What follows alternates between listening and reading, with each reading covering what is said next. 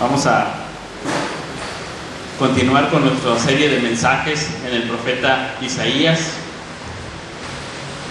El punto número 1, vamos a observar que Asiria es un instrumento en las manos de Dios, es un instrumento de castigo, es un instrumento que lo asemeja a una hacha para cortar árboles. Y vamos a leer aquí como dice: oh Asiria, vara y báculo de mi furor, en su mano he puesto mi ira, le mandaré contra una nación pérfida, y sobre el pueblo de mi ira le enviaré para que quite despojos y arrebate presa, y lo ponga para ser hollado como lodo de las calles. Aunque él no lo pensará así, ni su corazón lo imaginará de esa manera. Así es, Dios tiene un pensamiento. Las naciones han hecho lo malo, las naciones se han vuelto violentas. Esa violencia ha hecho que los pobres clamen delante de Dios y son oídos delante de Dios. Los que están afligidos, los que están siendo perseguidos, los que están siendo oprimidos claman, y ese clamor sube delante de Dios. Y la Biblia nos habla de Dios como un Dios que visita la tierra, en el sentido de un juez justo que está buscando la evidencia y dice: voy a bajar a ver si es cierto que su obra es tal como dicen. Entonces aquella región se vuelve violenta, aún el pueblo de Dios se vuelven malos, no hay justicia, no hay paz. Y la gente puede pensar que todo está bien, puede ignorar el clamor del pobre y del oprimido, pero Dios no está ignorando el clamor del pobre o del oprimido. La nación puede parecer que va en prosperidad, tal vez para algunos cuantos. Para algunos cuantos, desde su perspectiva, oye, pues yo estoy bien, vivo bien. Es más, hasta me voy a veces de viaje, como bien, vivo en una buena casa, todo es paz y prosperidad, voy a McAllen, todo está bien.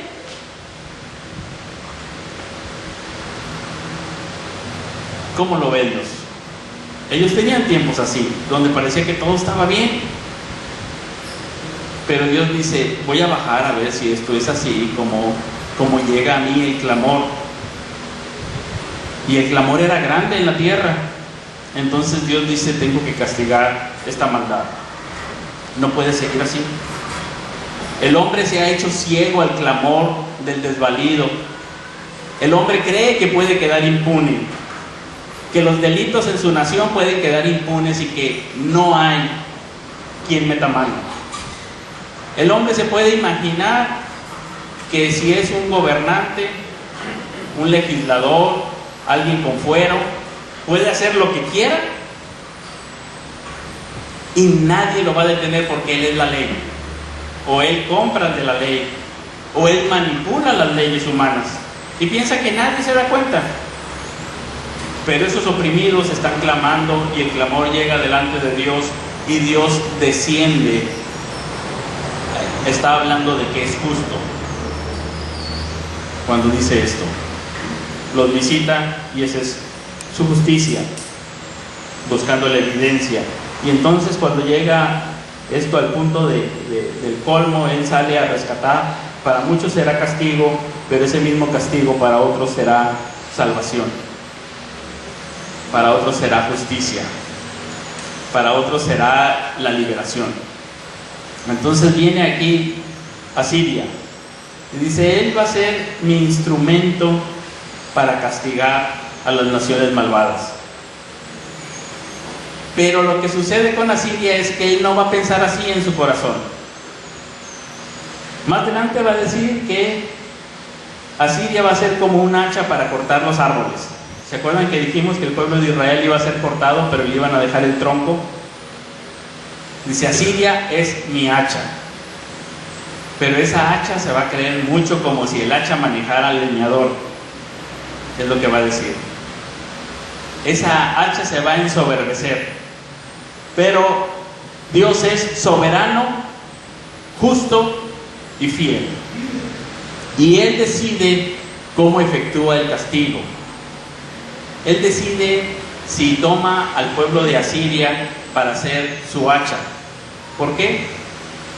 Porque Él es soberano sobre todas las naciones, sobre Israel y sobre cualquier otra nación. Él es soberano para llevar a cabo su juicio justo y fiel. Él sigue siendo fiel, aún en medio del castigo. Y el castigo es necesario, precisamente por eso interviene Dios para ese momento de juicio. Sin embargo, va a pasar algo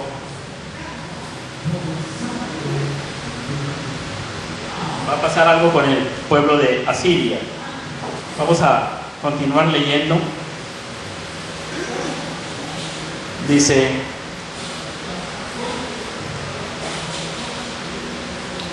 versículo 8, 10:8.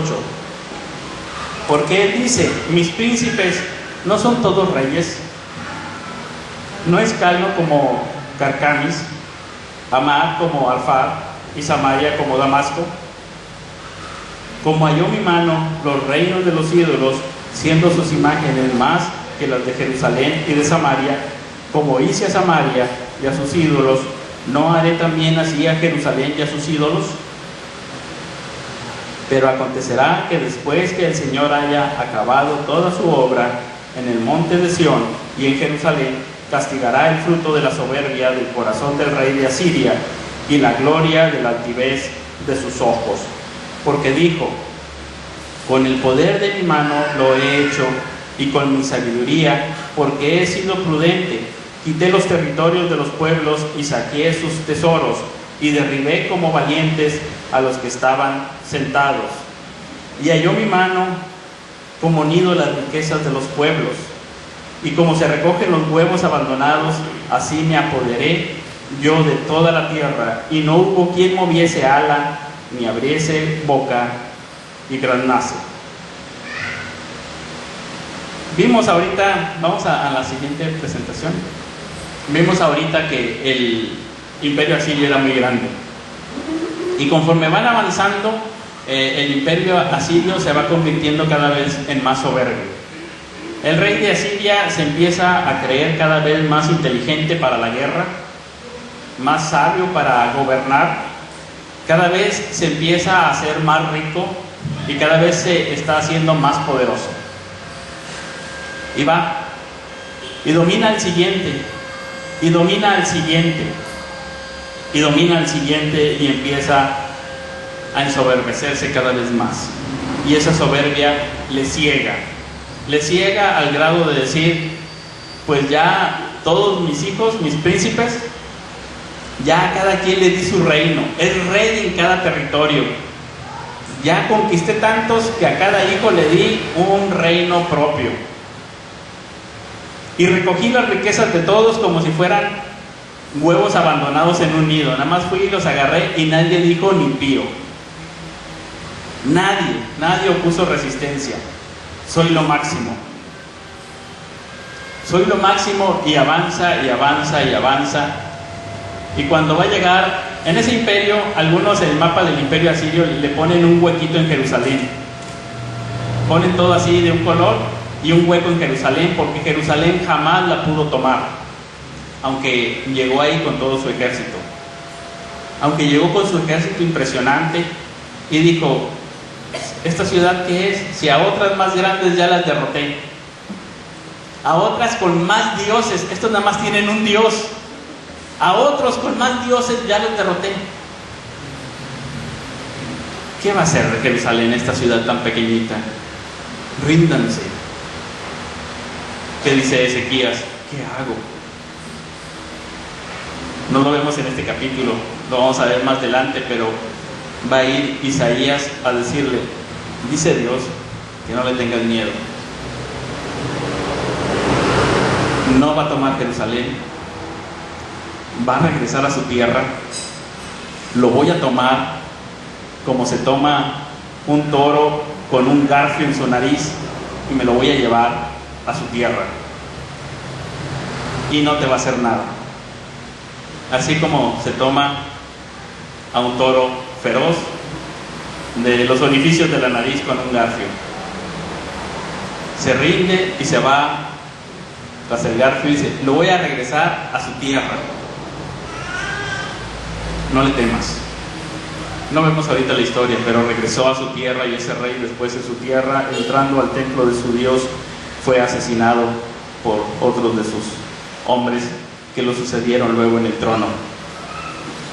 Fue llevado a su tierra, no supo por qué no pudo derrotar a Jerusalén, se mete a adorar a su Dios, todo perplejo de qué había sucedido, y allí es asesinado. Pero el siguiente rey no fue mejor. El siguiente rey no fue mejor. Sí, hubo otras complicaciones. Es algo impresionante como hay una ilusión en el ser humano de querer ser soberano. Hay una ilusión de que uno piensa de repente que la vida es propia y que uno puede hacer lo que quiera. Llega un momento en la vida en que uno se siente fuerte, sabio y rico. Yo puedo, yo hago, yo quiero, yo creo, yo así pienso, yo así diseño mi vida y soy mi propio dueño. Sé lo que hago y a dónde voy. Llega algún momento en la vida del ser humano en que es tentado por la soberbia de pensar: hoy iremos y traficaremos y viviremos, compraremos, haremos y desharemos, dice Santiago, cuando más bien debierais decir: si el Señor quiere, porque ¿qué es vuestra vida sino neblina que se aparece por un poco de tiempo y después se desvanece? Ahí hay una ilusión que llega al ser humano por la tentación de la soberbia, de que él es dueño de su vida, de su destino, de sus acciones, cuando no sabe que tiene fuerza y vigor, gracias a Dios, tiene salud, inteligencia o destrezas, gracias a Dios, tiene oportunidades en la vida, gracias a Dios, va desarrollando cualquier cosa por gracia de Dios. Y aquí el rey se ensoberbece. Él dice: yo soy el más inteligente, rico y poderoso, y mis hijos todos son reyes. ¿Quién me va a detener? ¿Quién se pone delante de mí? Aquí hay un poder muy grande que ninguno de nosotros tenemos, ni hemos tenido, ni tendremos, seguramente. Así que yo no me imagino qué es ser el rey de todo el mundo. No me imagino qué es ser a ese nivel, pero hay otro rey después que aprende una lección y que nos la da para todos los cristianos, llamado Nabucodonosor, que también llega un momento en su soberbia de decir: ¿quién está por encima de mí? Y Dios lo castiga, se humilla y reconoce al Dios verdadero y dice: es necesario que en todas las provincias se proclame a este Dios y que se cuente las magnificencias de este Dios. El orgullo está en contra de la soberanía de Dios. El orgulloso realmente no cree en la soberanía de Dios. Por eso es orgulloso.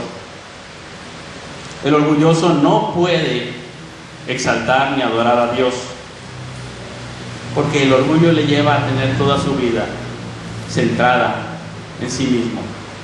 No hay otra cosa. Solamente el humilde puede adorar a Dios. La humildad es tener a Dios en el centro. Todo gira alrededor de Dios. Y el orgullo es al revés, todo gira alrededor de la persona. Lo que me gusta, lo que me bendice, lo que me estorba, y aun cuando obra puede decir: Dios, cuídamelos para mí, bendícemelos. Y está centrado nuevamente en sí mismo. Y así es como dice el Señor Jesucristo: buscan la gloria de los hombres, buscan lo que ustedes quieren. Decía por ahí J.C. Ryle: es un hecho espantoso, lo aceptemos o no, que el orgullo es uno de los pecados comunes que plaga la naturaleza humana. Todos hemos nacido fariseos. Es natural creer más de nosotros de lo que deberíamos. Todos naturalmente imaginamos que merecemos algo mejor que lo que tenemos. Es un pecado de antigüedad. Comenzó en el huerto del Edén, cuando Adán y Eva pensaban que no tenían todo lo que sus méritos merecían. Es un pecado sutil. Reina y domina nuestros corazones sin ser detectado y puede llevar el atuendo de humildad. Es el pecado que más arruina el alma, impide el arrepentimiento, impide el acercarnos a Cristo, restringe el amor hacia los hermanos, traga los deseos espirituales. Tengamos cuidado contra el orgullo, estemos de guardia en contra de él. De todas las prendas ninguno es tan elegante, ninguno luce tanto, ninguno es tan raro como la humildad verdadera. Tenemos un cuadro a la entrada, ¿verdad? Esperemos que no nos acostumbremos a verlo de repente. Es el Señor Jesucristo lavando los pies, ¿verdad? De Pedro. Un cuadro que debe de estar siempre en nuestras mentes. ¿Por qué? Porque el orgullo es una de las tentaciones del ser humano. No nada más del rey de Asiria y de reyes muy poderosos que tienen su razón para estar orgullosos, digámoslo así, pero de todos. En algún momento Satanás nos tienta con el orgullo y en nuestros corazones se inclinan hacia el orgullo, y entonces eso nos impide presentarnos delante de Dios y en comunión con los hermanos. Las cosas toman otra dimensión y toda la vida es diferente. La perspectiva humilde vamos a escucharla en un poema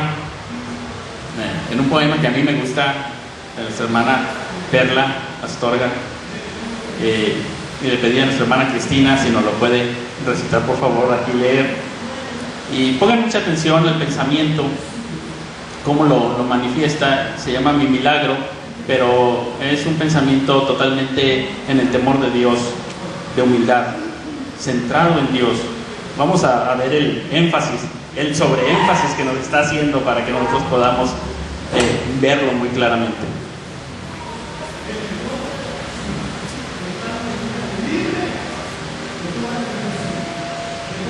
Parece que fuera cotidiano, como si cada día debiera ser. Pero qué milagro tan grande este privilegio de ser.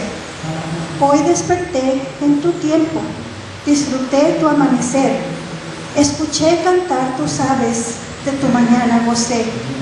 Hoy respiré de tu aire y he podido ver tu luz. Sentí tu viento en mi cara, caminé bajo tu sol. Hoy busqué sombra en tu árbol y de tu agua bebí. Me has mantenido este día, solo de lo que me das te di. Hoy usé lo que creaste, con tu fuerza trabajé, y de pie ante tu mundo vi tu cielo atardecer. Hoy me darás tu descanso y en tu noche dormiré. Veré tu luna y estrellas. Mañana despertaré. Sé que vivo de prestado. Hoy fue así tu voluntad. Mi cabeza no lo entiende. No lo acabo de pensar. ¿Qué fue lo que viste, Cristo, en mí que te hizo venir? ¿Qué viste en mí suficiente que te valiera morir? Tú me formaste en el vientre, me permitiste nacer, has sustentado mi vida, me has permitido crecer. A pesar que me conoces, bajaste hasta aquella cruz, moriste y resucitaste, y mi milagro empezó.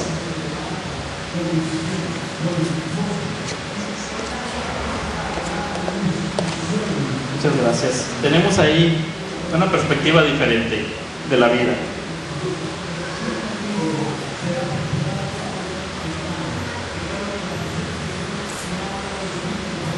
Una perspectiva en el temor de Dios. Y si podemos notar, la parte repetitiva en el poema es tú, hablándole a Dios, ¿verdad? Es tú. Tú eres el centro en esa vida. Aquí le ocurrió esto al rey de Asiria. Vamos a la siguiente diapositiva, por favor. Y le puede ocurrir a cualquiera, que incluso en el ámbito cristiano podemos hablar del apóstol Pablo, por así decirlo, que dice: yo tengo un mensajero de Satanás que me abofetea constantemente para que no me ensoberbezca. Y le pedí a Dios que me lo quite, pero así conviene que siga, para que el ministerio que el Señor me ha concedido, dice el apóstol Pablo, y las grandes revelaciones que se me han dado, no me lleven a ser soberbio. El siguiente punto es: Dios resiste a los soberbios. La palabra ahí, resiste a los soberbios, realmente está significando que está en guerra contra el soberbio. No es solamente que le caen mal los soberbios, no es solamente que les hace un gesto de fuchi a los soberbios, sino que activamente está en contra de los soberbios, como en pie de guerra. Y entonces le dice al pueblo de Israel: yo voy a arreglármelas con el rey de Asiria. ¿Se va a enaltecer el hacha sobre el que corta con ella? ¿Ha de engrandecerse la sierra sobre el que la maneja? Por eso, dice el Señor Dios de los ejércitos, enviará una enfermedad extenuante sobre sus robustos guerreros. Él siente que es fuerte, le voy a enviar una enfermedad para que vea que no es fuerte. Debajo de su gloria encenderá una hoguera como fuego abrasador. Se va a consumir su gloria. Destruirá la gloria de su bosque, su fértil huerto, tanto el alma como el cuerpo. Y va a venir a quedar tan pocos árboles, dice, que un niño los podrá contar. Llega ese momento en que Dios resiste a los soberbios.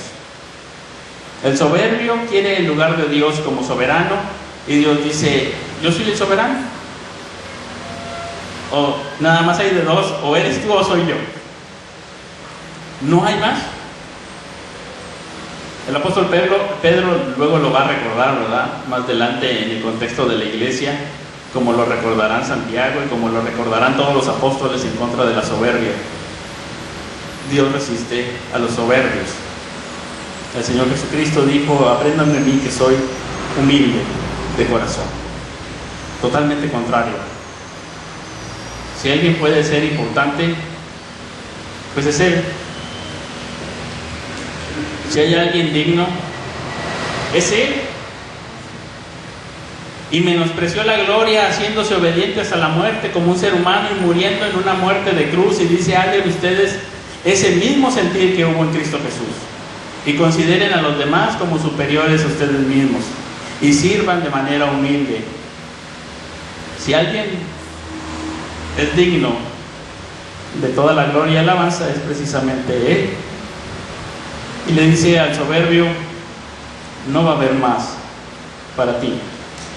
Vamos a terminar, y dice en el siguiente diapositiva, para irnos un poquito más rápido, que el juicio contra Asiria va a ser como el día de la matanza de Madián. Ya lo recordamos la semana pasada cómo era el día de la matanza de Madián. Vamos a medio recordarlo hoy. El día de la matanza de Madián fue cuando no había rey en Israel. El pueblo era oprimido desde el oriente por unos madianitas. Los guerreaban, les quitaban sus cosas, les quitaban sus alimentos, sus animales, y se iban como tipo guerrilla. Y venían y molestaban, y iban y venían. Y el pueblo de Israel clamaba delante de Dios, lloraba en la presencia de Dios, y Dios les levanta un libertador de la tribu de Manasés, de una de las familias más pequeñas de Manasés, que se llamó Gedeón. Y vienen los madianitas a guerrear contra el pueblo de Israel en un número de 30,000 hombres. Gedeón alcanza a armar un ejército de 10,000, y Dios le dice: son muchos, Y yo quiero que en esta guerra quede claro que ustedes no van a salvarse por el brazo del hombre. El que los va a salvar es el brazo de Dios, así que despide a todos los que tengan miedo. Y se quedan 3,000. 7,000 se van a sus casas. Aún así Dios le dice a Gedeón, son muchos. Yo quiero que quede muy claro en este día que el único poderoso soy yo y que ustedes son salvos por mí. Así que llévalos al rey, llevas una prueba y despide a todos los que no pasen la prueba y se queda con 300.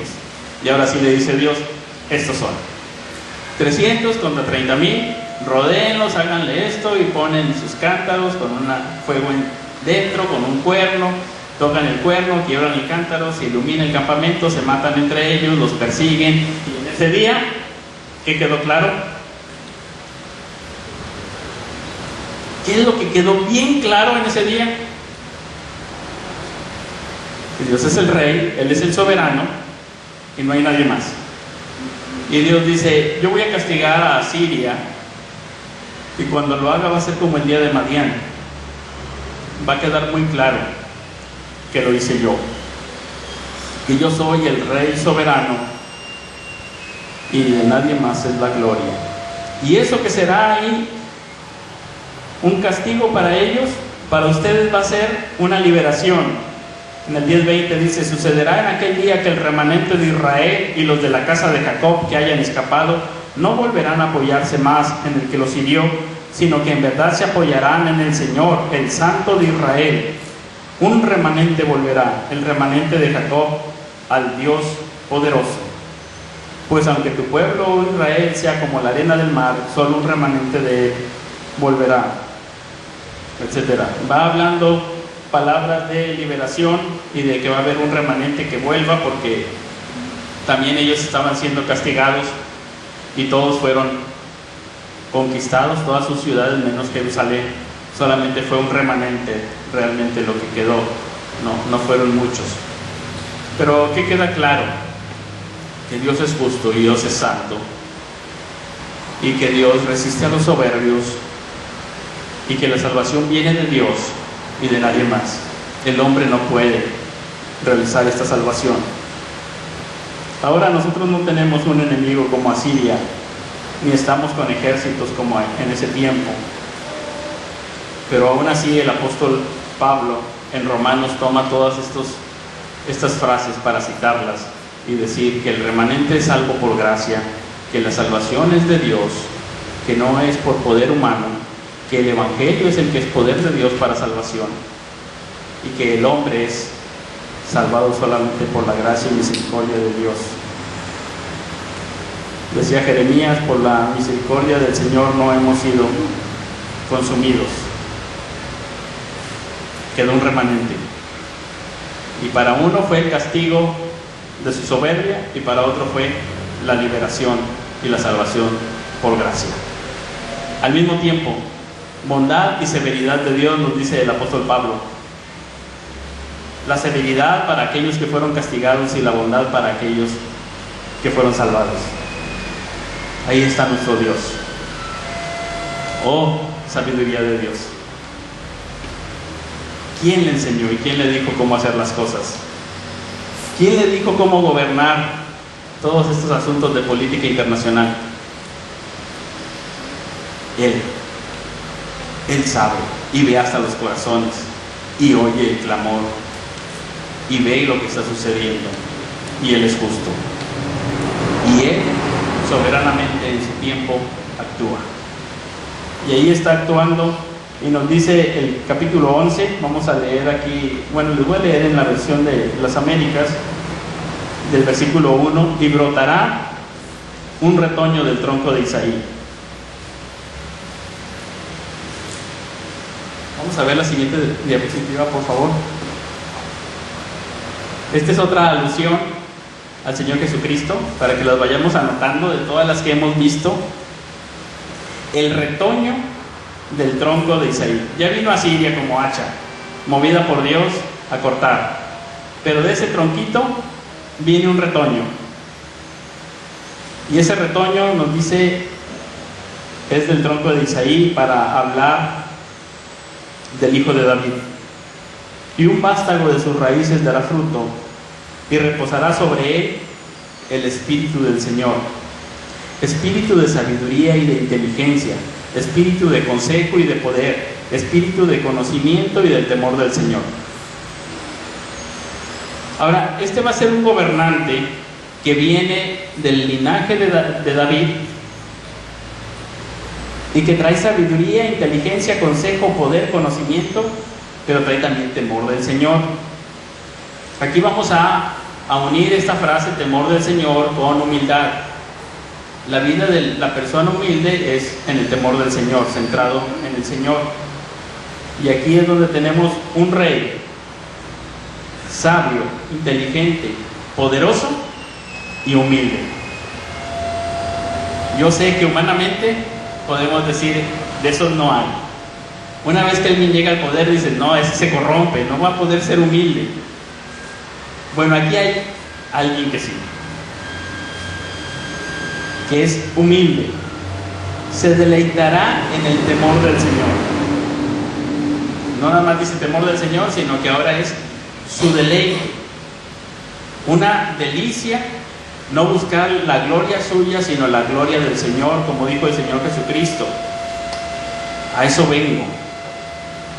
Y no juzgará por lo que vean sus ojos, ni sentenciará por lo que oigan sus oídos, sino que juzgará al pobre con justicia y fallará con equidad para los afligidos de la tierra. Y herirá la tierra con la vara de su boca, y con el soplo de sus labios matará al impío. Y la justicia será ceñidor de sus lomos, y la fidelidad ceñidor de su cintura. Aquí viene un rey que además es justo, que no se impresiona por las riquezas, que si viene un pobre y su causa es justa, le hace justicia a ese pobre. No se impresiona, ni cambia el veredicto, ni acepta soborno. Aquí está hablando de justicia a un pobre y está implicando esto. Está implicando que no hay nada que lo cambie en sus juicios justos. El lobo morará con el cordero. Ahora imaginemos eso. Imaginemos eso. El leopardo se echará con el cabrito. El becerro y el leoncillo y el animal doméstico andarán juntos, y un niño los conducirá. La vaca y la osa pasarán, sus crías se echarán juntas. El león como el buey comerá paja. El niño de pecho jugará junto a la cueva de la cobra. Todos los que tenemos bebés o hemos sido padres, cuando empiezan a gatear, pues hay que andarlos cuidando y viendo y no descuidarlos ni un momentito, ¿verdad? Y ahí estás detrás de ellos y tiene sus zonas libres de peligros. Y aquí dice, el bebé lo dejan suelto y va a la cueva de la serpiente, como si nada. La tierra estará llena del conocimiento del Señor como las aguas cubren el mar. Está hablando de un reino extraordinario. Definitivamente, ningún rey en la tierra ha logrado ni puede lograr esto. Solamente hay alguien a quien apunta este pasaje. Es un reino diferente, un rey sabio, justo y humilde, y un rey glorioso que transforma la vida de toda la creación. Y toda la creación, nos dice el apóstol Pablo, gime esperando la redención, la salvación. Viene el creador de todos los animales, el que los hizo al principio y dijo que era bueno, y que los vio y dijo es bueno, y hace su reino diferente, un reino que no nos imaginamos. Acontecerá en aquel día que las naciones acudirán a la raíz de Isaí. Ahí viene esta parte transformada para todas las naciones. Es un reino de justicia, de paz, pero es un reino con una visión mundial, donde todas las naciones ahora están centradas en la raíz de Isaí. Todas van hacia allá. Ahí hay entonces un reconocimiento humilde de la soberanía de Dios. Entonces vimos ahorita la soberbia y la soberanía de Dios. El soberbio es resistido por Dios y un día Dios instaurará su reino como el rey soberano, donde todos estarán bajo su gobierno. Asistirán a la raíz de Isaí. Ahí está la centralidad en Cristo y en nadie más. Después dice que en el versículo 11-13, Efraín no envidiará a Judá y Judá no hostigará a Efraín. Vamos a recordar esa profecía donde ya no va a haber el reino del norte ni el reino del sur. Vamos a ir a Ezequiel capítulo 37, aunque no estamos estudiando Ezequiel, nada más para mencionar brevemente esa profecía.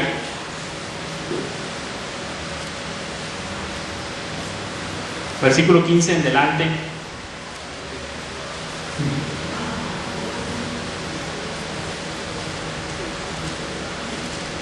Vino a mí palabra de Jehová, dice Ezequiel. Vino a mí palabra de Jehová diciendo: Hijo de hombre, toma ahora un palo y escribe en él para Judá y para los hijos de Israel sus compañeros.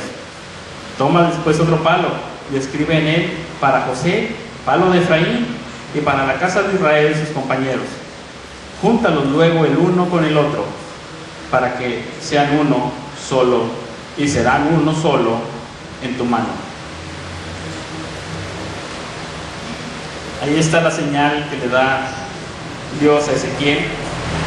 Agarra un palo, hablando de una vara de mando de gobierno. Entonces agarra un palo y dice casa de José, y la otra casa de Judá, es decir, el reino del sur y el reino del norte, y júntalos en tu mano. Yo no sé si se podían retorcer, pero júntalos en tu mano y van a ser un solo palo. Es decir, nuevamente ese reino que fue dividido va a ser un solo reino. Ya no se dirá más reino del norte y del sur y que pelean Efraín con Manasés y ambos contra Judá. Ya no habrá esto. Ahora será un solo pueblo para Dios. Es Dios y su pueblo, sin ninguna división.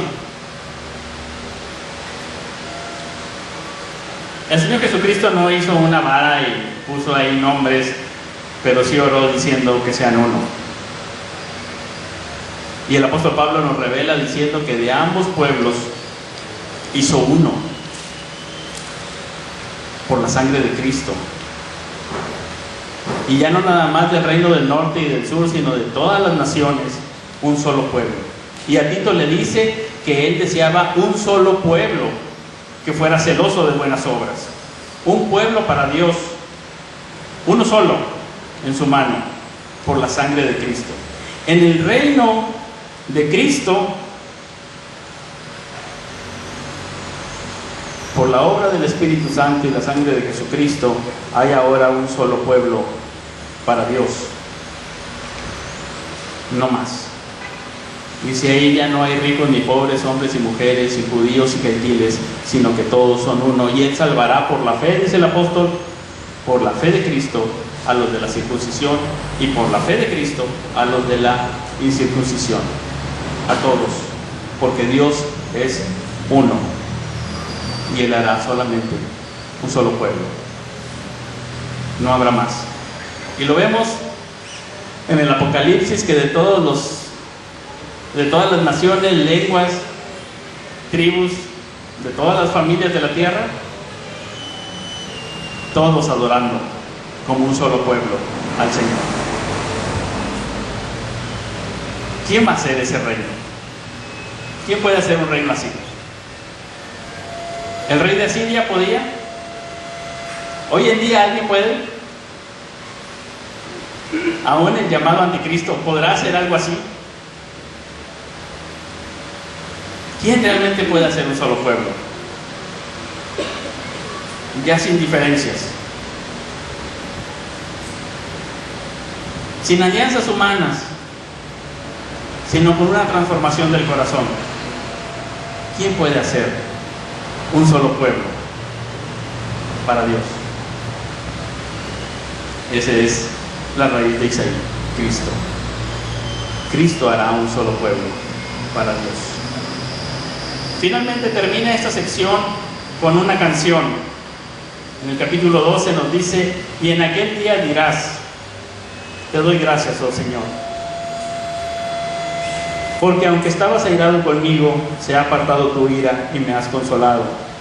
He aquí, Dios es mi Salvador, confiaré y no temeré, porque mi fortaleza y mi canción es el Señor Dios. Él ha sido mi salvación. Con gozo sacarás agua de los manantiales de la salvación, y aquel día dirás: dad gracias al Señor, invocad su nombre, haced conocer entre los pueblos sus obras, haced recordar que su nombre es enaltecido. Cantad alabanzas al Señor, porque ha hecho cosas maravillosas. Sea conocido esto por toda la tierra. Clama y grita de júbilo, habitantes de Sión, porque grande es en medio de ti el Santo de Israel. Viene un cántico de alivio, de gratitud y de gozo. Yo he pecado, he hecho lo malo delante de ti, merecía tu ira, pero ahora tú me has salvado y me has consolado gracias a la obra de Cristo. Y gracias a su sacrificio en la cruz por mí, ahora ya tengo gozo y tengo comunión y tengo tu consuelo, y tú eres mi salvación. Es un canto de gozo donde nadie es enaltecido, solamente el nombre del Señor, donde nadie se ensoberbece, como nos dice repetidamente el apóstol Pablo, para que nadie se jacte en su presencia. Aquí nos está diciendo este cántico lo mismo.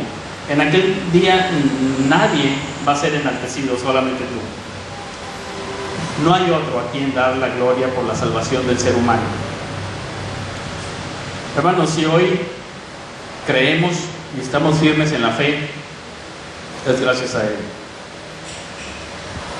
Si hoy nos mantenemos firmes en Cristo y no nos hemos ido tras la vanidad o tras cualquier otra cosa, es gracias a la obra de Cristo, a que Él murió por nosotros y mandó a su Espíritu Santo en nosotros, y a que Él también está intercediendo por nosotros en este momento. Nunca el cristiano va a poder enaltecerse y decir: yo aquí soy el gran cristiano en la iglesia. Pobres de los otros, son malos. La iglesia está llena de malvados, pecadores, ociosos que no aman al Señor, solamente yo. Nunca. Dice el apóstol Pablo: si alguien se gloría, gloríese en el Señor. Y si hoy podemos estar de pie, estar firmes contra las acechanzas del diablo, es gracias a la obra de Cristo. Si no, no podríamos. Parafraseando a Jeremías: por las misericordias de Dios no hemos sido consumidos. No podemos decir: es que somos tan buenos que no hemos sido consumidos. Es que se quemaron todos y murieron todos y nada más quedamos los bonitos, los inteligentes, los sabios, los piadosos. No, Jeremías está diciendo: nos salvamos por la misericordia de Dios. Y si hoy estamos vivos, es por su misericordia. Si no, no estaríamos aquí. Y si hoy creo, es por Él. Y si he aguantado la adversidad y la tentación y la aflicción y los momentos difíciles o los momentos gloriosos donde también soy tentado por Satanás, es gracias al poder del Espíritu Santo obrando en nosotros, a la intercesión de Cristo, a la comunión de los creyentes en su iglesia, que somos fortalecidos, a su palabra que nos ha dejado. Es gracias a Él, no a nosotros.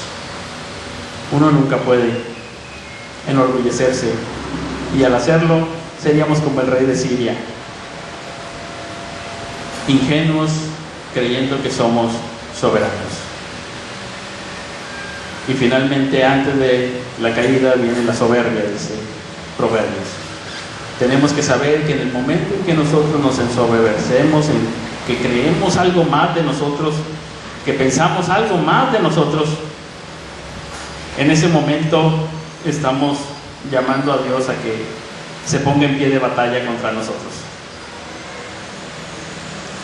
a que se levante y diga: ¿qué te pasa? Oremos, para que el Señor nos libre de tentación en medio de cualquier cosa que nos haga sentir orgullosos. Que hay muchas oportunidades, hay muchas cosas. A veces somos como Narciso, que ya no recuerdo bien la mitología, pero un día se vio en el río y ya no se pudo mover del río, porque tenía que seguir viéndose, contemplándose. Soy tan bueno y tan bello, que quedó enamorado de sí mismo. Finalmente se convirtió en una flor, sentenciado a estar contemplando su reflejo en ese río todo el tiempo. Hay muchas cosas, sí. Cualquier espejo nos puede hacer sentir orgullosos. Eso no quiere decir que no alabemos a las personas. Si hay algo digno de alabanza, alabemos. Ya él tendrá su problema de no ser orgulloso, ¿verdad? Pero nosotros podemos alentar y animar y elogiar a las personas cuando hay cosas dignas de alabanza, por lo que hacen, por lo que son, en cualquier relación que tengamos, en cualquier aspecto. Ya la persona tendrá el trabajo delante del Señor de mantenerse en humildad y no ser orgulloso. Y no sé si, como el apóstol Pablo, tenga que pasar por algunas dificultades para no enaltecerse, ¿verdad? Y estar en humildad. Lo más grande que van a tener en este cántico es que van a cantar de la salvación de Dios y de la presencia en comunión de Dios. Dios habita con los humildes. Clama y grita de júbilo. Esta es una expresión de aquellos lugares. Nosotros no sé qué diríamos aquí como mexicanos, pero tal vez también sería algo así como que grita de alegría, aplaude, brinca, porque hay algo muy grande. ¿Y qué es lo muy grande que nos lleva a ese gozo? Grande es en medio de ti el Santo de Israel. La presencia y la comunión de Dios con su pueblo. Lo más grande que iban a tener ellos en esa liberación era el gozo de la comunión con Dios. Y eso es lo que vamos a ver finalmente hasta el final de los tiempos, que los creyentes cantan de la comunión que tienen ahora con Cristo. Hay una comunión unos con otros y con Dios, con Cristo, la comunión en el Espíritu. El próximo domingo vamos a escuchar testimonios que tienen esta centralidad. Vamos a tener una celebración como iglesia muy importante y tenemos que ir preparados y enfocados a qué es lo que vamos a escuchar y qué es lo que va a suceder en esa celebración de bautizos el próximo sábado. Como iglesia primero tenemos que saber que esta es una celebración, es decir, vamos con gozo y vamos con cánticos y vamos con gritos, con algarabía, con aplausos, con saltos, con brincos, como cada quien se expresa en su gozo. Algunos nada más dicen, estoy gozoso, y es una sonrisa y listo, es suficiente. Es al estilo de cada quien. ¿Y cuál es la centralidad de ese gozo y de esa celebración? ¿Qué es lo que va a decir cada uno de los testimonios? Que la salvación es solamente para la gloria de Dios. Él es el que ha obrado y ha transformado a gente que era pecadora y enemiga suya para que venga ahora a la salvación, a esa conversión, a esa comunión con Cristo. Gente que va a decir, canto y grito porque ahora Cristo está en medio de mí, el poderoso, el Santo de Israel, ahora está en medio de mí. Y eso cambió todo. Cambió todo. Canto y gozo de la salvación de Dios. Ese es el cierre de este pasaje. Está muy feo por la guerra, pero para unos la guerra fue salvación. Y los que aquí están cantando son como los de Nahum. Vamos a Nahum para terminar aquí. 1:7 y 15.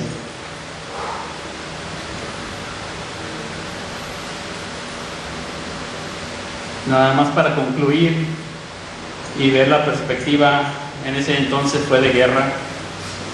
En el sentido espiritual, nosotros no tenemos guerra contra seres humanos, sino que sabemos que la gran victoria que se ganó y la gran derrota que hubo en la cruz del Calvario fue del pecado, de Satanás y su imperio, del reino de la maldad, y sabemos que Él venció la muerte y sacó a la luz la vida, la inmortalidad por el Evangelio. Pero aquí ellos están en una guerra contra un imperio que los está azotando, y dice el 1:7 de Nahum: Jehová es bueno, fortalece en el día de la angustia y conoce a los que en Él confían. Nahum está muy contento. Jehová es bueno. Se lo está diciendo a la nación de Israel, a Judá. Jehová es bueno. Versículo 15: He aquí sobre los montes los pies de los que traen buenas nuevas, del que anuncia la paz. Celebra, oh Judá, tus fiestas, cumple tus votos, porque nunca más volverá a pasar por ti el malvado. Pereció del todo. Las buenas nuevas de salvación era que Nínive había caído y había sido destruida, y fueron derrotados los asirios. Para ellos fue salvación, para nosotros fue un castigo. Pero desde el punto de vista de Judá, venía por allá el mensajero. Qué bonito se ve, que viene corriendo con alegría, brincando por todas partes para traernos una noticia apresuradamente. Cuán hermosos son los pies de los que me traen esta noticia. Nínive fue destruida, arrasada. Yo sé, como seres humanos no nos gusta la guerra, ¿verdad? Pero aquí fue una derrota de un imperio malvado que para ellos significó salvación, y para ellos fue: Jehová es bueno, fortalece en el día de la angustia. Qué bonitos son los pies de ese mensajero que me trae las buenas noticias de que Nínive ha sido destruida, derrotada, de que ya no nos va a oprimir, ya no va a pasar por nuestra tierra el opresor. Para nosotros, el apóstol Pablo vuelve a tomar otra vez estos pasajes y los aplica a la iglesia, ya no en un contexto de una guerra militar entre naciones, sino en una lucha espiritual, en una batalla espiritual, donde nos dice: Dios es bueno, y son hermosos los pies de los que anuncian las buenas nuevas, que nos dicen que Jesucristo derrotó al enemigo, acabó con su imperio, destruyó totalmente su poder, y ahora podemos ser libres en Jesucristo. Ya no siervos del pecado, sino ahora siervos de la justicia, siervos de Dios. Ya no tenemos que presentar nuestros miembros como instrumentos de pecado, de injusticia, de maldad. Hemos sido liberados por medio de Jesucristo. Él derrotó al pecado para que ya no vivamos más conforme al pecado. Él lo derrotó por completo, y esas son las buenas nuevas de salvación. Él ha sido nuestro Salvador sobre el poder del pecado, sobre la condenación del pecado y sobre la presencia del pecado por completo. Y nos dice Apocalipsis: y el último enemigo que será derrotado será la muerte. Y entonces podemos nosotros reírnos: ¿dónde está, muerte, tu victoria? Cristo te derrotó. Cristo te derrotó por completo. Él es nuestro Salvador. El retoño del tronco de Isaí, muy pequeño, pero Él es. Los siguientes capítulos hablan más sobre guerra, sobre gente que en su soberbia piensa que puede hacer lo que sea con otras personas, y Dios tiene que poner un alto. Las guerras son necesarias porque sabemos que hay algo más horrible que la guerra. Es cierto, somos pacificadores, pero si todos fuéramos pacificadores, el malo no encontraría ningún rival y haría lo malo y gobernaría rápidamente.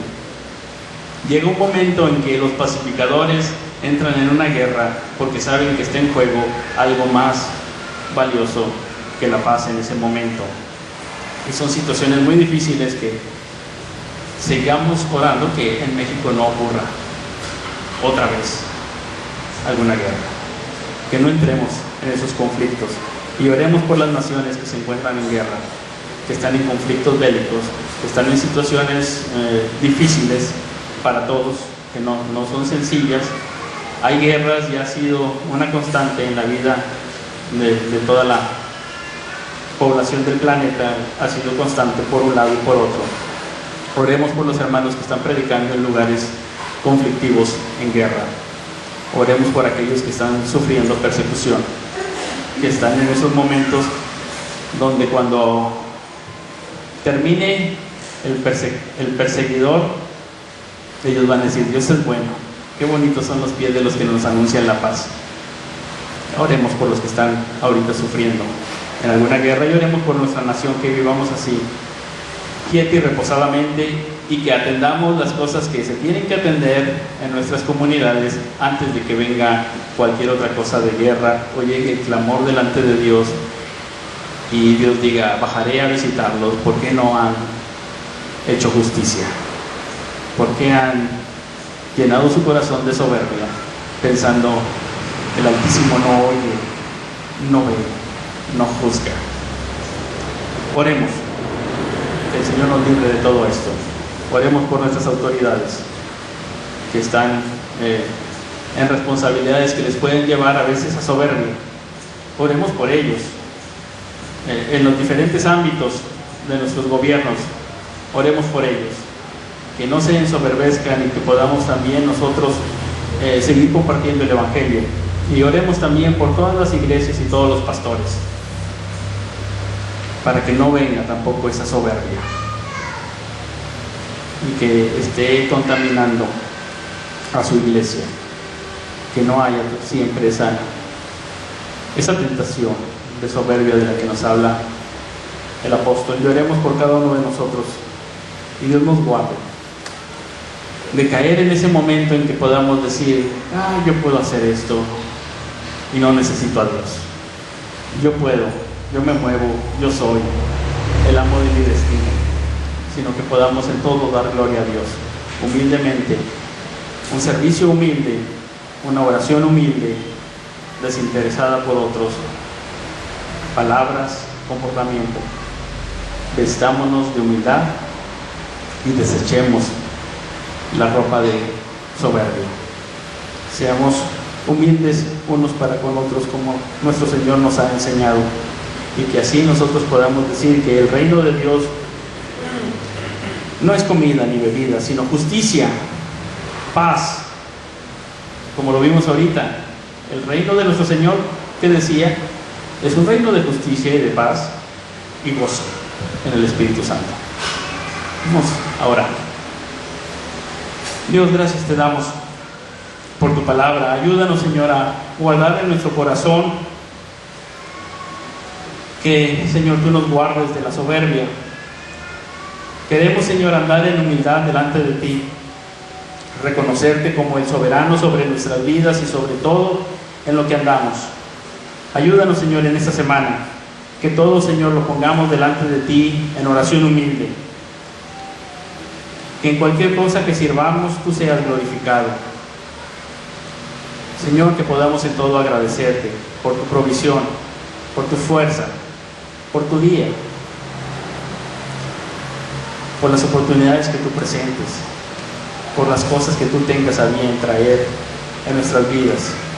Ayúdanos, Señor, a ser un pueblo agradecido, un pueblo que sirve de todo corazón para tus propósitos, que podamos amarnos unos a otros en humildad y perdonarnos humildemente.